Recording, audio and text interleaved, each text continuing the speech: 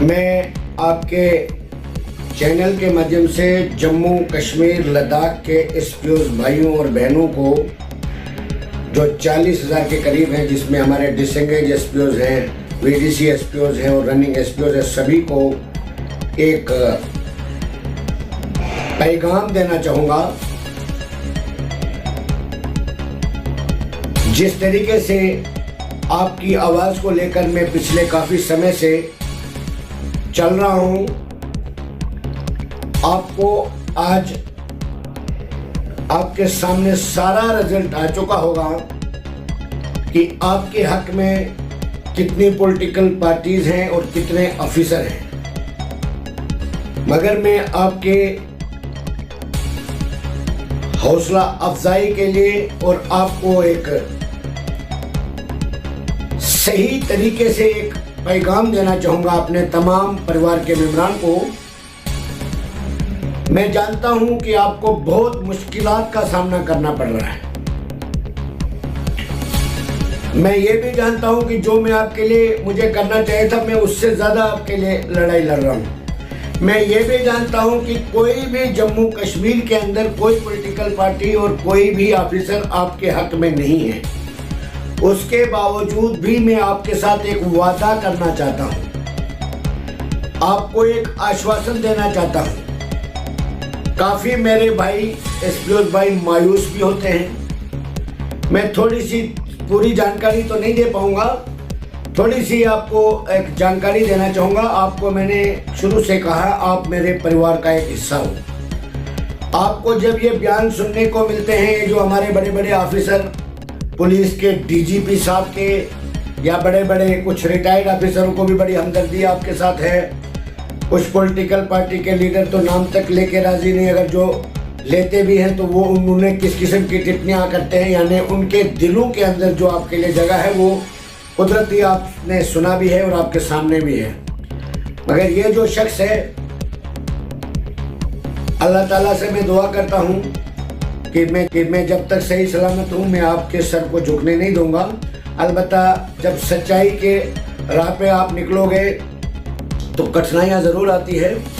और मैं भी एक साधारण से परिवार से बिलोंग करता हूँ, मगर मुझे फ़ख्र है मैं एक हिंदुस्तानी शहरी हूँ। और जो आइन हिंद ने मुझे जमहूरी ताकत दी है बोलने की, मैं आपके साथ जो भी ऑफिसर या जो भी एडमिनिस्ट्रेशन या जहाँ से भी आपके साथ नाइंसाफ़ी होगी, उस नाइंसाफ़ी के खिलाफ मैं एक चट्टान की तरह आवाज़ उठाऊँगा। और मैं आपके साथ हमेशा से ही मेरा आपके साथ वादा है। और दूसरी बात, मैं आपको ये बताना चाहता हूँ कि इन पुलिस ऑफिसरों के बयानों से, इन लीडरों के बयानों से मेरे तमाम जम्मू कश्मीर लद्दाख के एसपीओज के ऊपर कोई भी किसी भी किस्म की परेशानी नहीं आनी चाहिए। मैं भी एक अच्छी तंजीम के साथ जुड़ा हूं और हमारे पीछे भी बड़ी बड़ी ताकतें हमारे साथ भी हैं। मैं डीजी साहब से पूछना चाहता हूं, 15 दिन पहले उन्होंने एक बयान दिया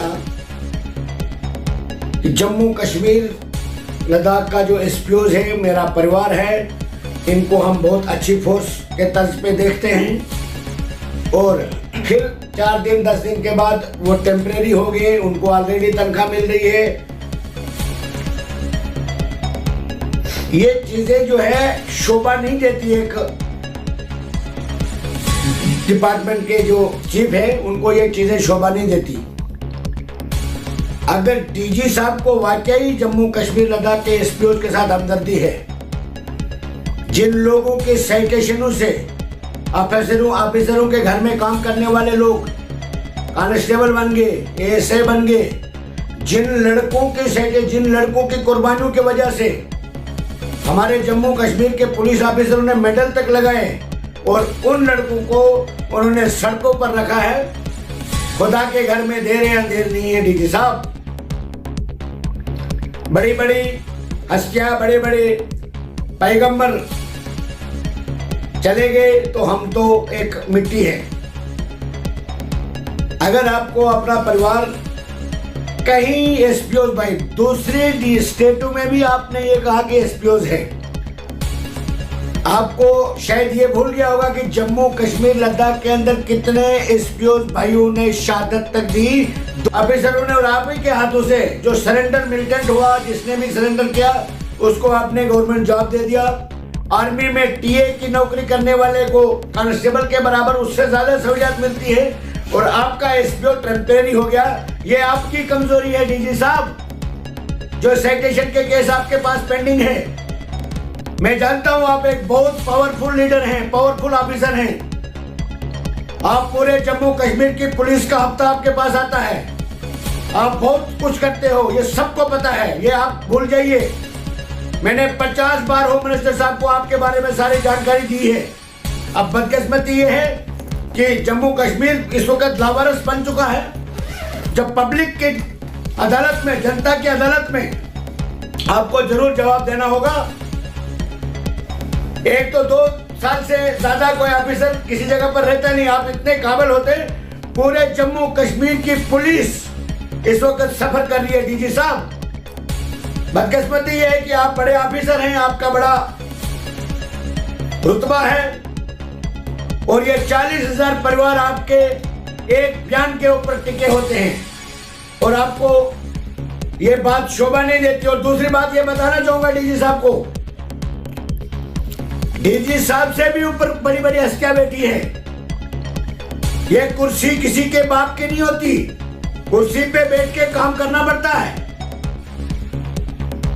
मैंने देश के प्राइम मिनिस्टर साहब को पूरी डिटेल बताई है, मैंने होम मिनिस्टर साहब को पूरी डिटेल दी है मेमोरेंडम में, और होम मिनिस्टर साहब ने 3 बार लेटर तक इशू कर दिए और डीजी साहब को अभी टेम्परेरी नजर आते हैं।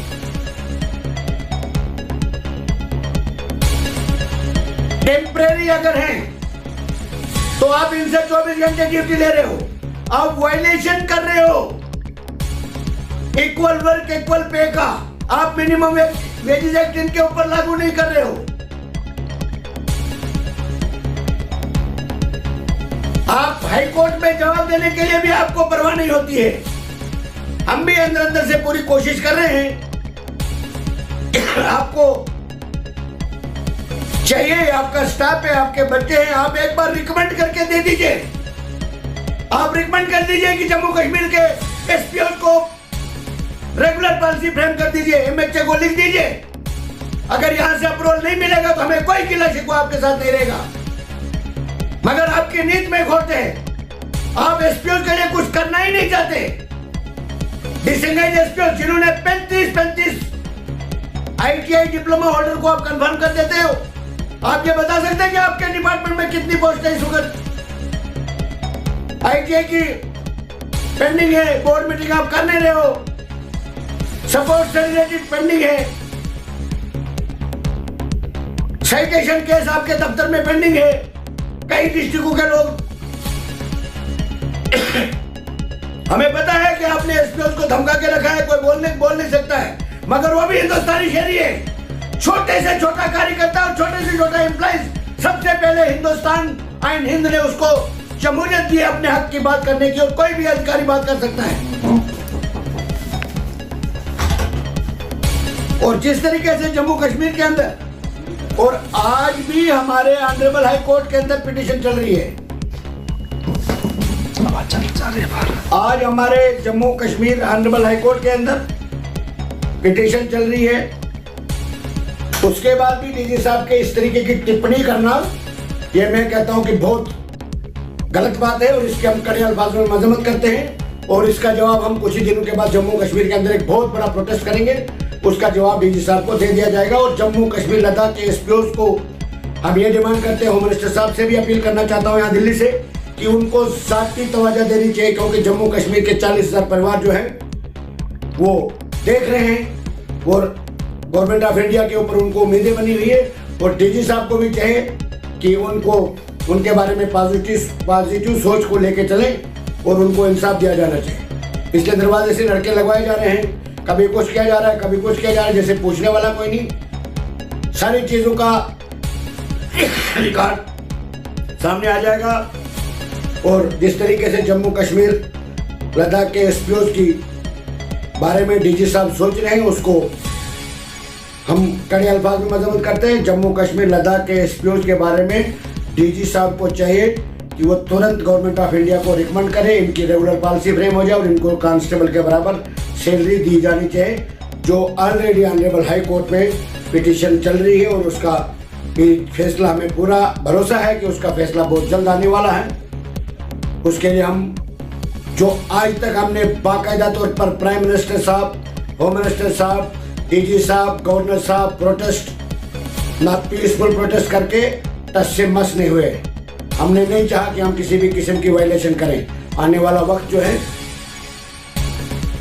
तो डीजी साहब को पता चल जाएगा कि ये एसपीओ का परिवार कितना परेशान है।